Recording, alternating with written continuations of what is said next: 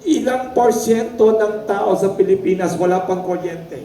Kasi 7,107 islands tayo. Mayroon pa bang isla o rehiyon, bundok ng Pilipinas na wala pang kuryente up to now, 21st century na? Meron pa rin po. Ilang porsyento sa tingin niyo? Maliit na lang po, parang less than 10% po yung Malaki, wow, 10%. Pero sabi ko nga, I think, Yes. hindi ko po maalala yung exact percentage, Yes. but it's 1.9 million Filipinos. But that's still 1.9 million Filipinos with no access to electricity. How do they survive?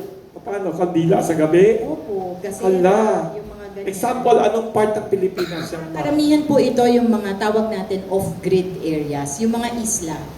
Hindi pa po talaga nararating. So, marami pong programa Up to yung now, DOE at can you ang imagine? NEA. Yes. DOE at NEA, National Wow. Electrification So we have Administration. 10% more to Less- go. less than. Less than. Yes po. My Sige. question